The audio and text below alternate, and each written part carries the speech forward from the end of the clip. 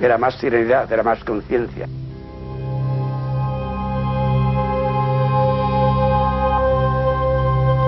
Había unos acuerdos sindicales que cuando echaban a un obrero de un trabajo, no había ningún obrero que debía de reemplazarlo. Así que a lo mejor el patrón, en una mina o en un trabajo, echaba a uno porque lo consideraba revolucionario o porque lo encontraba, o porque le cogía rabia, lo despedía. No había ningún obrero que lo reemplazara. Es decir, que todo está atado a través de un espíritu de solidaridad,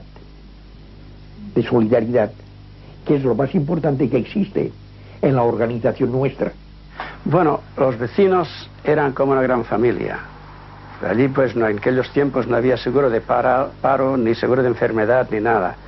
Cuando alguien caía enfermo, un vecino que hubiese tenido algunos ahorros, lo primero que hacía era ponerlos encima de la mesa y allí los dejaba, sin que hubiese ningún papel ni un apretón de manos.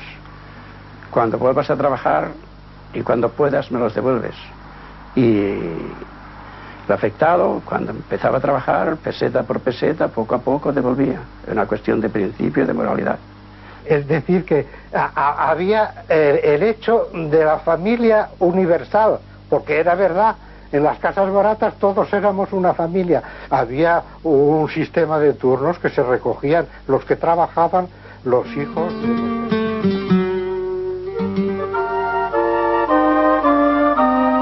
Para combatir el analfabetismo y la educación católica, los anarquistas crean a través de los ateneos y de los sindicatos escuelas inspiradas en la moderna de Ferreguardia, aplicando métodos de pedagogos como De Crolí o Pestalozzi.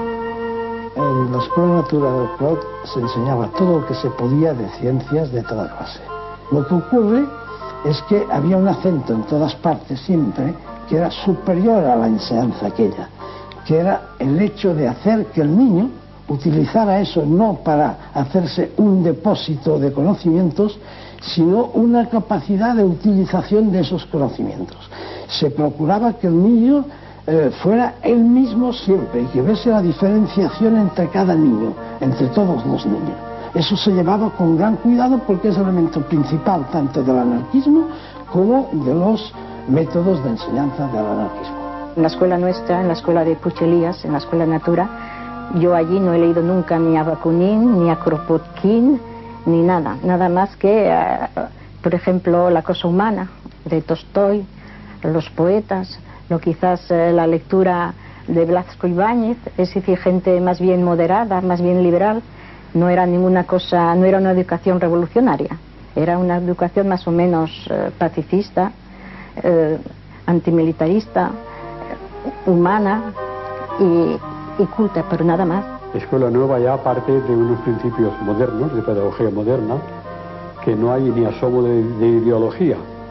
Hay en verdad la idea de la libertad por encima de todo y en la base de todo. La emancipación de los trabajadores ha de ser obra de los trabajadores mismos, si no, no habrá esa emancipación.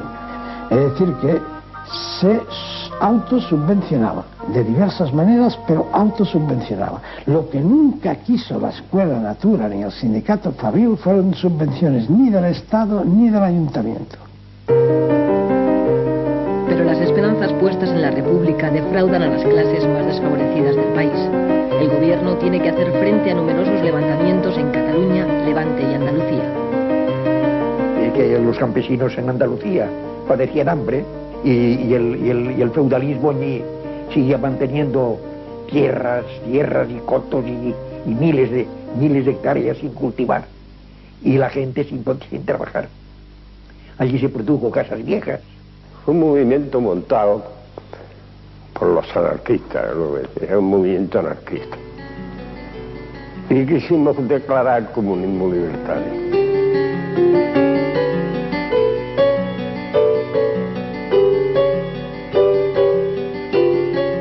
A la familia de Casas Viejas,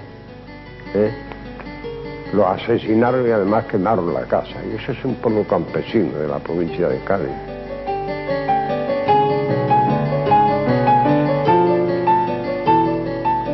La CNT provocó un movimiento revolucionario con el que no todas las regionales estábamos conformes, sobre todo en Asturias, no éramos muy partidarios. Era la división que había entre los dos conceptos.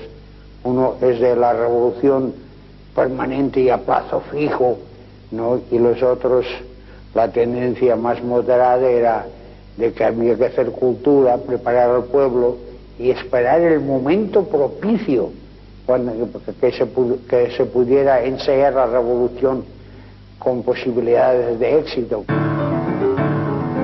En año y medio de república, el enfrentamiento entre la derecha y la izquierda provoca 30 huelgas generales, 400 muertos y 9.000 detenidos. Se suspenden 157 periódicos de izquierdas y 4 de derechas. Se frena la reforma agraria y el desarrollo de las escuelas públicas. Tras algún conato de sublevación militar, la derecha gana las elecciones. Y luego salió victorioso, porque nosotros, el 90%, no fui a votar porque queríamos darle un castigo a la República, porque no fue a votar, porque estaba más con ellos que con nosotros. La gente sacando el dinero al extranjero, no queriendo trabajar, cerrando fábricas. Los sindicatos estaban clausurados continuamente y las cárceles llenas de obreros, de presos gubernativos. El preso gubernativo es un hombre que no ha hecho nada, que no tiene más que un antecedente sindical. Yo estuve 6 meses y no fue de los que estuve más. En Asturias, los trabajadores de la CNT y la UGT colectivizan minas y fábricas. Ramón Álvarez forma parte del Comité Revolucionario. La idea general estaba concebida, primero, detener el avance progresivo del fascismo en toda Europa. Y después se combinó en uno de los puntos, el fundamental, en que la finalidad del movimiento revolucionario de octubre era la implantación de una sociedad socialista federalista. Pero la revolución de Asturias no es secundada por las fuerzas de izquierda del resto de España. Los obreros asturianos resisten durante 2 semanas el asalto de las tropas enviadas por el gobierno, con el general Franco al frente.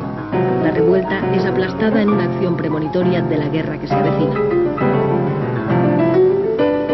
Febrero de 1936. El Frente Popular, la izquierda, derrota en las elecciones al derechista Frente Nacional. El voto de la CNT ha sido decisivo. En febrero decidimos votar nosotros. Muchos, yo no voté, pero muchos votaron, porque teníamos alrededor de 15.000 presos en las cárceles de España. Se suceden las huelgas, las ocupaciones de tierras y los enfrentamientos de la Guardia Civil con obreros y campesinos. Mientras la derecha prepara el golpe de Estado, las organizaciones más radicales llaman a la revolución. Para mí el comunismo libertario es mi máxima aspiración. Claro. Para ello, en el año 36 celebramos un congreso en Zaragoza y después de mucha discusión, porque a nosotros nos gusta mucho discutir, pues llegamos a un acuerdo concreto de que la CNT propugnaba el comunismo libertario. Un comunismo, como decía antes, que va de abajo arriba y no de arriba abajo, que se regula mediante asambleas generales, con revocación inmediata de cualquier cargo si la mayoría lo exige.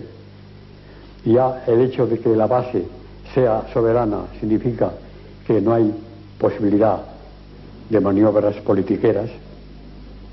Todos de todos, hay que distribuir equitativamente y por tanto, si todos de todos, todo el mundo trabaja, todo el que puede, claro. Todo el mundo trabaja, todo el mundo se forma, sobre todo porque hay tiempo para... When the Republic was proclaimed in 1931, the anarchists declared, "We remain in open war with the state." They rejected all governments, monarchies or republics. They fought for a society of equal, cooperating human beings, freed from the curses of private property, God, and bosses. In Spain, extremes of poverty created a climate ripe for revolutionary violence. In January 1933, anarchists led futile risings in several Andalusian villages.